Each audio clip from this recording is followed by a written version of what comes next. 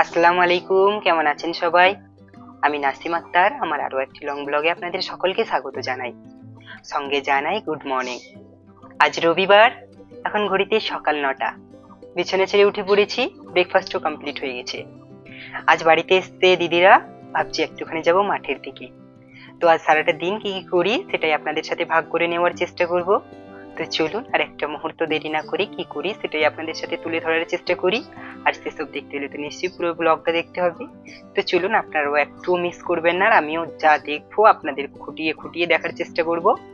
তো চলুন আর একটা মুহূর্ত দেরি না করে আপনাদের সাথে সেটাই তুলে ধরার চেষ্টা করি। আপনাদের সাথে কথা বলতে বলতে বাড়ি থেকে বেরিয়ে পড়েছি। এবারে ভাবছি যাব একটুখানি মাঠের দিকে, কারণ প্রায় অনেকদিন যাবত মাঠের দিকে যাওয়া হয়নি। আর দিদিরা যখন বলছে একটুখানি ওরা নাকি যাবে মাঠের দিকে ঘুরতে, তো ভাবলাম আমিও ওদের সাথে যাই। আর আপনারা এদিকে দেখেন গাছটাতে কি সুন্দর বাবুই পাখি বাসা বেঁধেছে, তাই না? আবার দেখছেন পাখিগুলো কিরকম যাওয়া আসা করছে। এটা তো হচ্ছে আমাদের বাড়ি থেকে প্রায় একটুখানি দূরে। আর আমাদের বাড়ির পাশে যে নারিকেল গাছগুলো আছে সেটাতে তো আগে বাসা তৈরি করতো, এখন প্রায় অনেকদিন যাবত সেই গাছগুলোতে আর বাসা তৈরি করছে না। আর আমাদের ওখানে নারিকেল গাছগুলোতে বাসা বাঁধছে না, তার একটাই কারণ, যেহেতু হয়ে যাচ্ছে গ্রামের ভেতরের দিক, তার জন্য হয়তো পাখিরা আর ওখানে বাসা বাঁধছে না। আর এটা তো হচ্ছে আমাদের গ্রামের শেষের দিকটা, আর কয়েকটা বাড়ি পেরোলেই তো পড়বে মাঠ। আপনাদের সাথে গল্প করতে করতে এসে তো পৌঁছে গেছি মাঠে। এবারে তো যাবো আর একটুখানি ভেতরের দিকে। আর আজকের আবহাওয়া তো ছিল ভীষণ মিষ্টি, এখন পর্যন্ত সূর্য মামার দেখা মেলেনি। এখন আকাশের অবস্থা খারাপ থাকলেও তো কোনো যায় আসে না, কিছুদিন পর তো সকলেই ধান কাটবে, তখন যেন বৃষ্টি না হয়, না হলে প্রত্যেকটা চাষিরই তো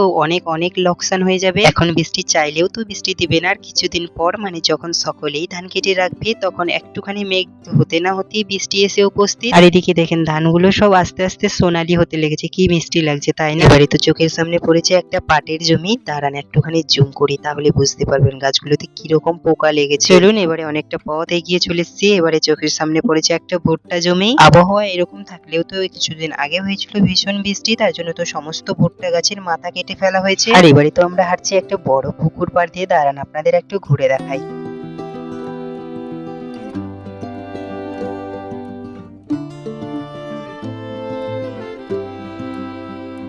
আপনারা সকলেই দেখতে পেলেন কত বড় পুকুরটা, প্রায় 14 বিঘে জমির ওপর পুকুরটা খনন করা হয়েছে। পুকুরের পাশের জমিটা তো হচ্ছে আমাদের জমি, আর সেই জমিতে চাষ করা হয়েছে মাখনা। এখানে তো প্রায় অনেকগুলো জমিতেই চাষ করা হয়েছে মাখনা। আরো কি জানেন, এই মাখনার গাছগুলোতে না হয় ভীষণ কাটা, দাঁড়ান একটুখানি জুম করি তাহলে আপনারা ভালো বুঝতে পারবেন। আর তার সঙ্গে হয়েছে এই জমিতেই মাখনার ফুল। এই মাখনার ফুলটা তো প্রায় অনেকটা শাপলা ফুলের মতো দেখতে, দাঁড়ান একটুখানি কাছে টেনে দেখাই তাহলে আপনারা আরো ভালো দেখতে পাবেন। আর এখানে তো একটা ছোট্টর মতো করে ঘর ওঠা আছে, ওটাতে আমরা একটুখানি বসে ওই যে দূরে গাছটা দেখতে পাচ্ছেন ওখানে যাব। আর আজ আমরা মাঠে এসেছিলাম, ওই যে দেখলেন বড়দি ক্যামেরায় হাই করলো, ওই যে ছোটদি হাই করছে, ওই যে বড় দাদা, আর এদিকে আছে ছোট দাদা যা আপনারা দেখতেই পেলেন, আর ছিল আমার ভাগনা। এই সমস্ত কিছু মিলিয়ে আমার মন বলছে, প্রকৃতি তুমি অনেক সুন্দর, তোমার রূপের কারোর সাথে তুলনা করা যাবে না, তোমার অপরূপ সুন্দর যা আমাদের সকলেরই মন ছুঁয়ে দিয়েছে। আরো কি জানেন, আপনার যতই মন খারাপ থাকুক না কেন, একটুখানি মাঠের দিকে আসলে কি না মনটা নিজে থেকেই ভালো হয়ে যায়। ভালো হবে নাই কেন, প্রকৃতি যেন নিজে এসে আপনার কানে বলে যাবে, এই আমি এনজয় করছি তুমি এনজয় করো। আর এসবের মাঝখানে তো দাদা আমাকে বললো, নে একটা করে ঢেল ছুরি কাট, ঢেলটা সব থেকে বেশি দূর যায়। চলুন আর এখানে বেশি সময় নষ্ট করবো না, ওখানে গিয়ে একটুখানি বসি আর সবাই মিলে গল্প করি। এবারে তো আমরা হাঁটবো, দুই পাশে মাখনা জমি, মাঝখানে একটা ছোট্টর মতো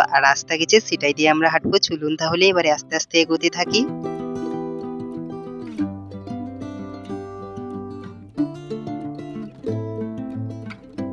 দাঁড়ান এখানে একটা মাখনার ফুল পেয়েছি, আপনাদেরকে একটুখানি কাছে নিয়ে গিয়ে দেখাই। দেখছেন ফুলটার চারপাশে কি রকম কাটা আছে? ফুলটা না অনেকটা ওই শাপলা ফুলের মতোই দেখতে। আর যখন আমরা এই গাছটার কাছে গিয়ে পৌঁছলাম তখন তো সূর্য মামা একটুখানি মুচকি হেসে দেখা দিল আমাদেরকে। আর এখানে গাছটা দেখছেন কতটা মোটা, এই গাছটার বয়স তো প্রায় 50-এর কাছাকাছি হয়েই যাবে মনে হয়। আর কি গাছটা দেখে মনে হচ্ছে না ছোট্টখাট্ট একটা বট গাছ, তবে না, এটা হচ্ছে একটা আম গাছ। আর এই অতীব সুন্দর জায়গাটির পাশে একটা ছিল ভুট্টার জমি। চলুন এখানে অনেকটা সময় কাটিয়ে ফেলেছি, এবারে যাবো আরেকটা জমির কাছে, ওখান থেকে এবারে সোজা বাড়ি যাব। আর এখানে এই কদম গাছগুলোতে দেখছেন এখানেও তো ওই বাবুই পাখি বাসা বেঁধেছে, তার একটা বাসা পড়ে আছে, আপনাদেরকে একটুখানি দেখাই কি সুন্দর করে বাসাটা তৈরি করেছে। আর কি এটা দেখে তো আমার ভাগনা ছুটে গেছিল বাসাটা তুলতে, তখন ওর বাবা বললো তারা তুলিস না, ভেতরে সাপ থাকতে পারে, একটুখানি ভালো করে ঝেড়ে দিই তারপরে তোর হাতে দেবো। সাপ যে থাকবে না আর কি গ্যারেন্টি আছে? কি সুন্দর বাসাটা তৈরি করেছে দেখেন, সাপও তো পাগল হয়ে যেতে পারে এই সুন্দর বাসা দেখে। এবারে চোখের সামনে পড়েছে একটা ছোট্ট সবেদা গাছ, আর এই ছোট্ট সবেদা গাছে ছোট্ট ছোট্ট কি সুন্দর সুবিধা হয়ে আছে।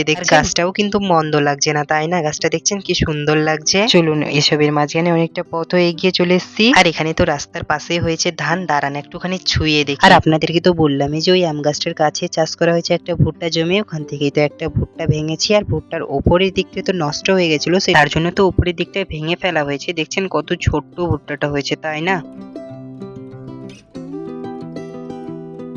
আর এটা তো সূরিয়া ধানের জমি, দেখছেন কি সুন্দর ধানটা হয়েছে, তাই না? দেখে তো একেবারেই মন প্রাণ জুড়িয়ে গেল। আর যতই বেলা গড়াচ্ছে তত কিন্তু আকাশের অবস্থা খারাপই হয়ে যাচ্ছে। এতটা খারাপ হয়ে যাচ্ছে মনে হয় বৃষ্টি চলে আসবে। তার জন্য তো আর এখানে আমরা বেশিক্ষণ দাঁড়াবো না, এবারে ধরবো বাড়ির পথ। এখন তো ঘড়িতে প্রায় 12:30টার মতো বাজে, সূর্য ঠিক মাথার ওপর। তবে কি জানেন, এরই মাঝখানে বাড়ি থেকে এসছে 3বার ফোন। আর এসবের মাঝখানেই তো দেখতে পেলাম ছোট্ট ছোট্ট কাশফুল হয়ে আছে। দাঁড়ান একটুখানি ছুঁয়ে দেখি, কি মিষ্টি লাগছে, তাই না? চলুন তাহলে এসবের মাঝখানে ধরেছি বাড়ির পথ, আর আমি এদিকে সবাইকে বলছি একটুখানি ক্যামেরাতে হাই কর সবাই। আর বাড়ি বেরার পথে তো দেখতে পেলাম একটা ছোট্ট পেঁপে গাছে বেশ অনেকগুলো পেঁপে হয়ে আছে। আর দেখছেন পেঁপেগুলো কিরকম পেকে হলদে হয়ে গেছে। চলুন এবারে আস্তে আস্তে এগোতে থাকি, আবারও তো প্রায় অর্ধেক ঘন্টার মতো হাঁটতে হবে।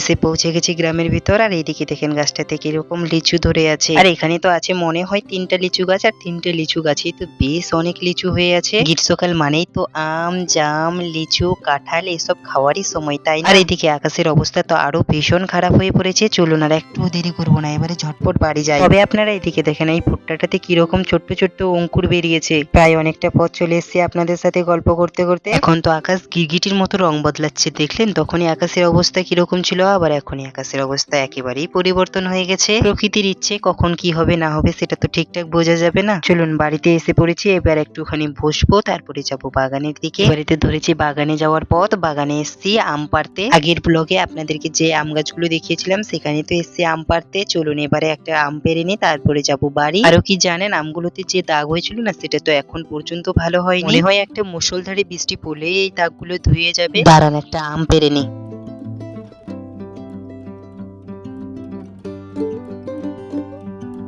আমের সাইজটা কিন্তু মন্দ হয়নি, তাই না? এখন তো ঘড়িতে দুপুর 1:30টার মতো, আবারও আকাশের অবস্থা ভীষণ খারাপ হয়ে পড়েছে। এবারে তো আকাশ কথা শোনার প্রস্তুতিতে নেই, এবারে তো মনে হয় বৃষ্টি আসবে। আকাশ তো একেবারেই কালো মেঘে ছেয়ে এসছে। দাঁড়ান একটুখানি আপনাদের ঘুরে দেখাই।